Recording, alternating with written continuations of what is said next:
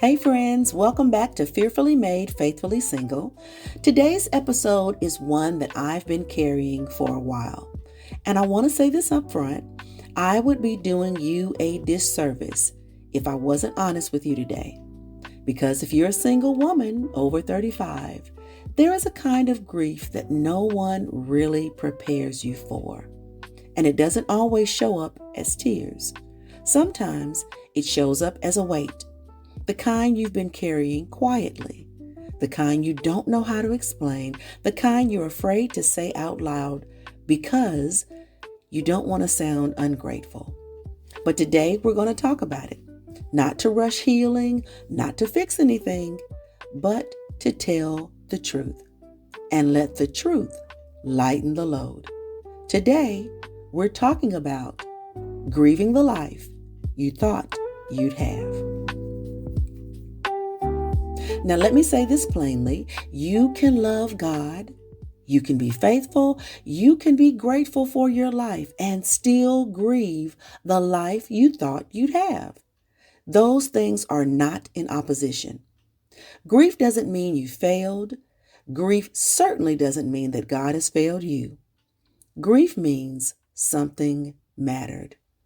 Scripture reminds us of this in Ecclesiastes chapter 3, verses 1 through 4.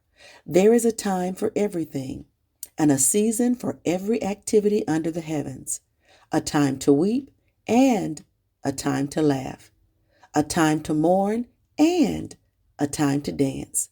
Notice it doesn't say avoid mourning. It says there's a time for it. Now, what does grief actually look like? Now, this kind of grief is sneaky.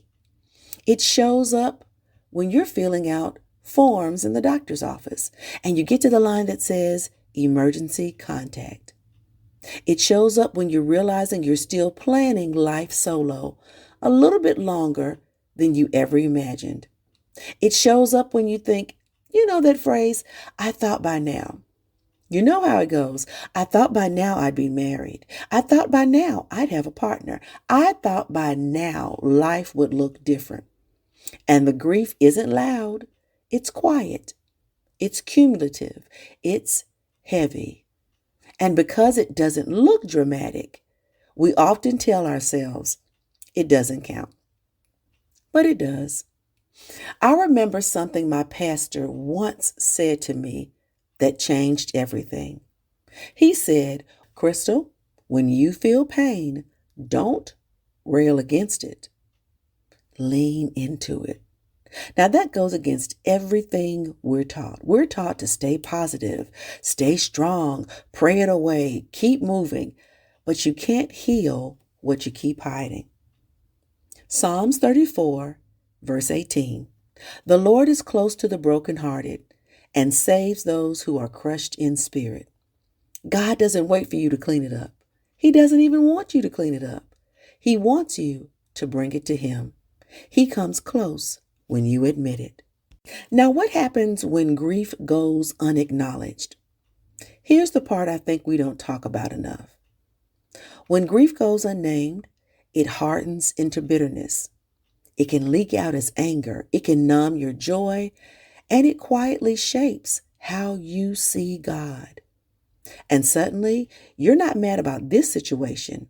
You're carrying 10 years of disappointment you never gave language to. Proverbs 13, verse 12. Hope deferred makes the heart sick, but a longing fulfilled is a tree of life. See, a sick heart doesn't mean it's a sinful heart. It means it's a tired one. Here's what grief is not. Let's clear this up. Grieving the life you thought you'd have does not mean you don't trust God. It does not mean you're ungrateful. It doesn't mean you're stuck. It doesn't even mean you've given up hope. It means you're telling the truth. And truth is where healing starts. Jesus Himself modeled this in Matthew chapter 26, verse 38. Jesus says, "My soul is overwhelmed with sorrow to the point of death." Even Jesus named His sorrow. He didn't spiritualize it away. Let's talk about how to acknowledge the grief. Let's make this practical, okay? Step number 1, name it without judgment. Say it out loud to God first. God, I'm grieving the life I thought I'd have. I'm having a hard time. I'm seeing other people have these milestones about marriage and partnership, and I'm hurting. I thought I'd be there too. The 62nd number of Psalms, verse 8 says, pour out your hearts to him, for God is our refuge. Don't edit it. Don't soften it. Just pour it out to him, just like you're feeling it. Step number 2, stop shaming yourself for feeling it. Grief is not a lack of faith. It's a human response to loss.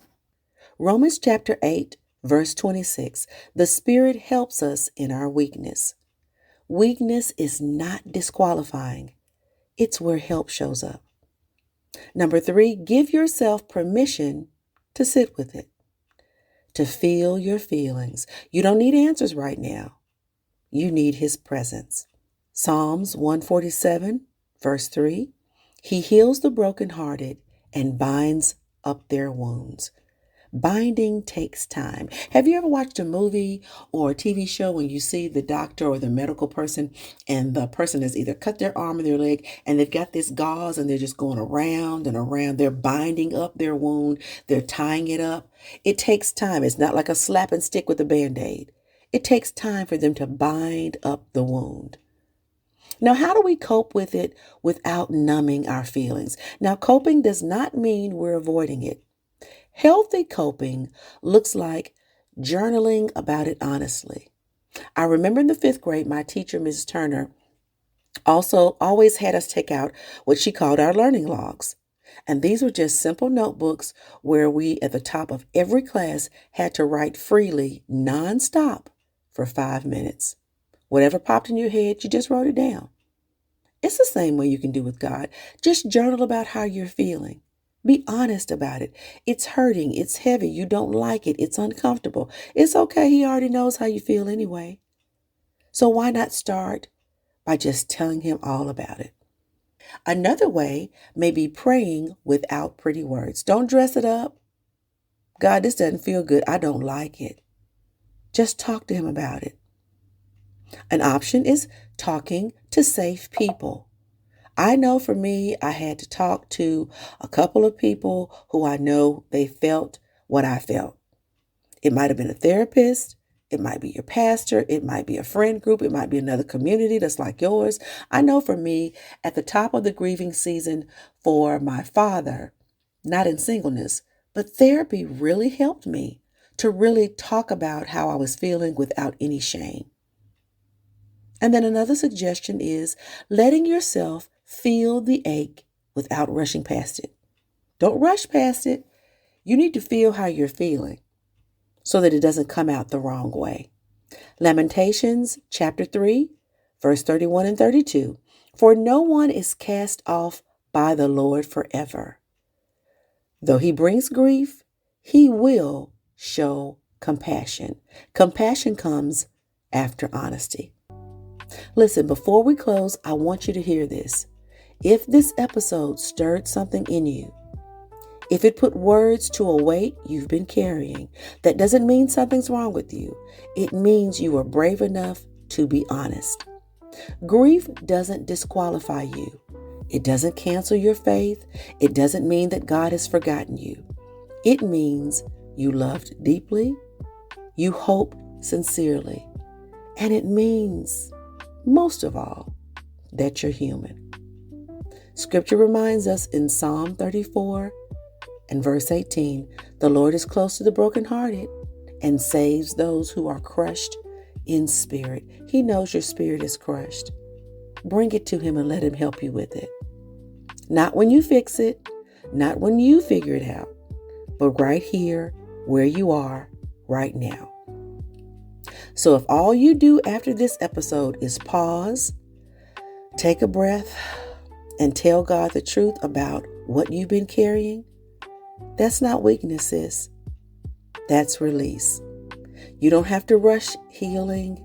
You don't have to rush to try to find the answers. You don't even have to pretend that this season sometimes hurts. God is near, and you are not walking this alone. Thank you for trusting me with something so tender. We'll continue this journey together. Thanks for listening. I'll talk to you soon. Bye.